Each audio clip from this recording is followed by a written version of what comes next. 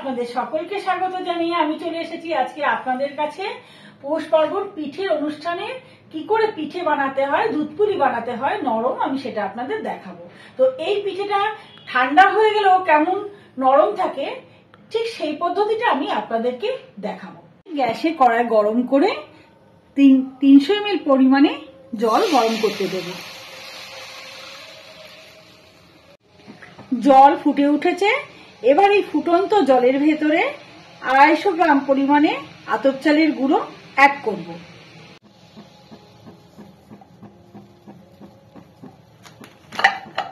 আর গ্যাসের flame low করে ভালো করে নাড়াচাড়া করে নেব।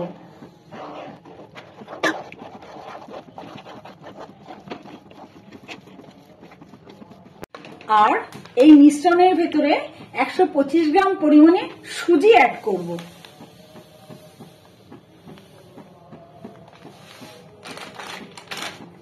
আবারও খুব ভালো করে নেড়ে চেড়ে নেব। এবার গ্যাসের ফ্লেম অফ করে দেব। আর এই গরম অবস্থায় খুব ভালো করে নেড়ে চেড়ে নেব।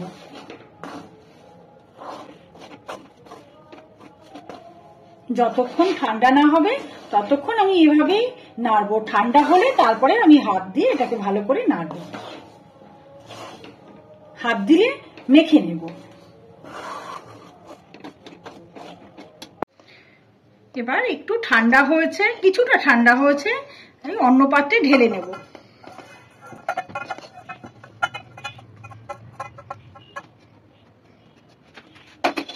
এবার এই চালের গুঁড়ো আর সুজির মিশ্রণটিকে খুব ভালো করে মাখতে হবে।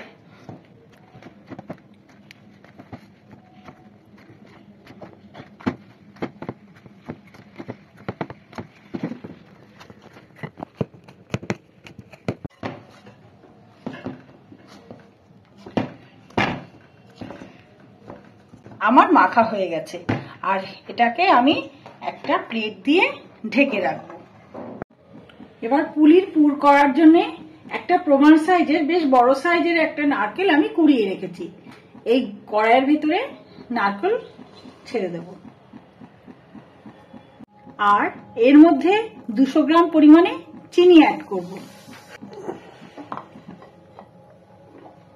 গ্যাসের ফ্লেম হাই করে খুব ভালো করে নাড়াচাড়া করব।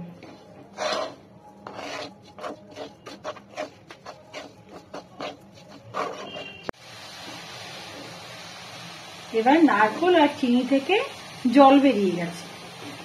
এখন থেতো করে রাখা 4টে এলাচের বীজ আমি গুঁড়ো করে অ্যাড করব। গুঁড়ো করে রেখেছি সেটা অ্যাড করব। আবারও খুব ভালো করে নেড়ে চেড়ে নেব। অবশ্যই গ্যাসের ফ্লেম লো করে নাড়তে হবে। এবার এই নারকেল পুরের ভেতরে আমি 5 চামচ পরিমাণে আমুল দুধ অ্যাড করব। আপনারা চাইলে খোয়া ক্ষীরও অ্যাড করতে পারেন।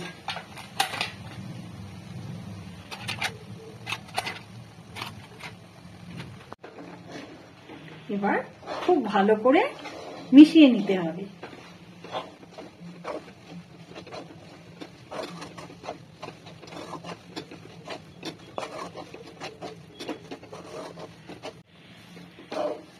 পুর রেডি হয়ে গেছে। এবার এটা নামিয়ে ঠান্ডা করতে দেব।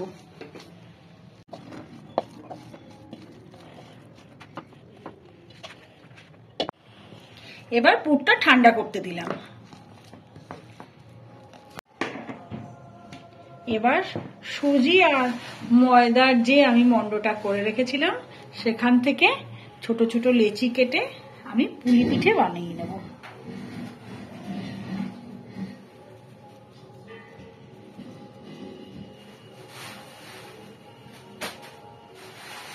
আর এর ভেতরে খুব অল্প পুর দিতে হবে।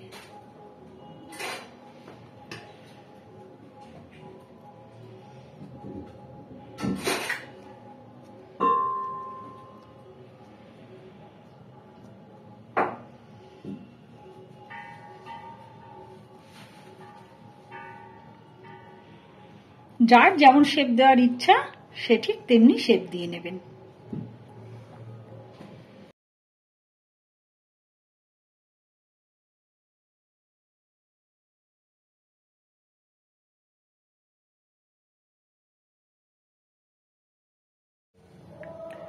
প্রথমে দুধটাকে খুব ভালো করে আমি একটু ফুটিয়ে নেব। এখানে 1.5 লিটার পরিমাণে দুধ রয়েছে, আর এই ফুটন্ত দুধের ভেতরে এবার আমি একে একে পুলি পিঠেগুলো ছাড়বো।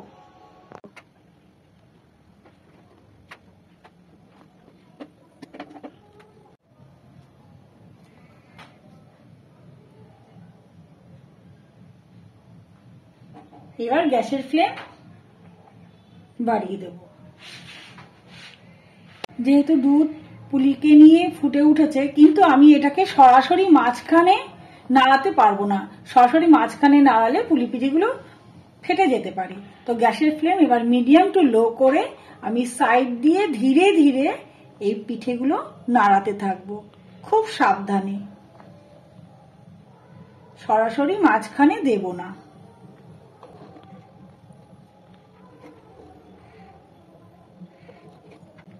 এভাবে 12 থেকে 15 মিনিট ফুটতে দিতে হবে। 15 minutes later. আর মাঝে মধ্যে এই কড়াইটাকে এরকম করে নাড়িয়ে দিতে হবে।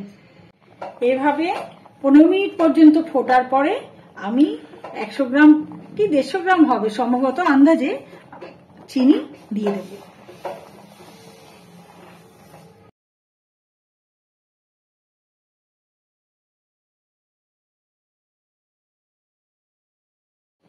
দেড় থেকে 2 মিনিট ফোটার পরে আমি গ্যাসটা অফ করে দেব।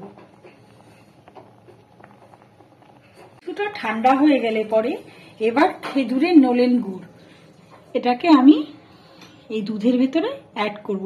আগে কেন আমি এটা ব্যবহার করিনি, তার কারণ দুধটা কেটে যেতে পারে গুড়ের জন্য, আর আমি ফুটাবো না। তো এই জন্যই আমি গুড়টা পরে ইউজ করলাম। এখানেও আমি 1.5 থেকে 200 গ্রাম পরিমাণে খেজুরের গুড় ব্যবহার করব, তবে এটা একদম অরিজিনাল গুড় কিন্তু।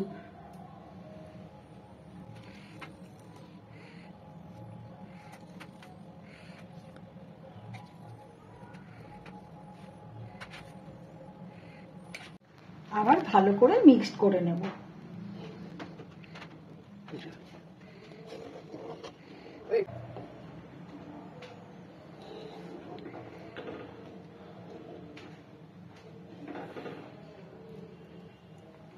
এভাবে মিশিয়ে রেখে ঢাকা দিয়ে আমি 10 থেকে 15 মিনিট পরে সার্ভ করব। এবার দেখুন দুধের কালার কেমন চেঞ্জ হয়ে গেছে গুড়ে। এবার আমি সার্ভ করব।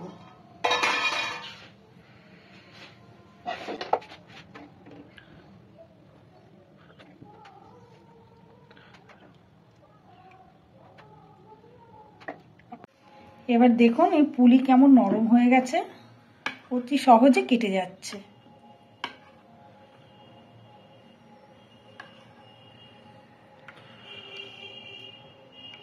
ভেতরে রস ভরে গেছে। তো এইভাবে পুলি পিঠে বানালে, দুধ পুলি বানালে তো শক্ত হবে না, ঠান্ডা হয়ে গেলেও নরম থাকবে। তো আমার এই ভিডিও যদি আপনাদের ভালো লেগে থাকে অবশ্যই আমার চ্যানেলটিকে লাইক করবেন, শেয়ার করবেন, অবশ্যই সাবস্ক্রাইব করবেন। ধন্যবাদ।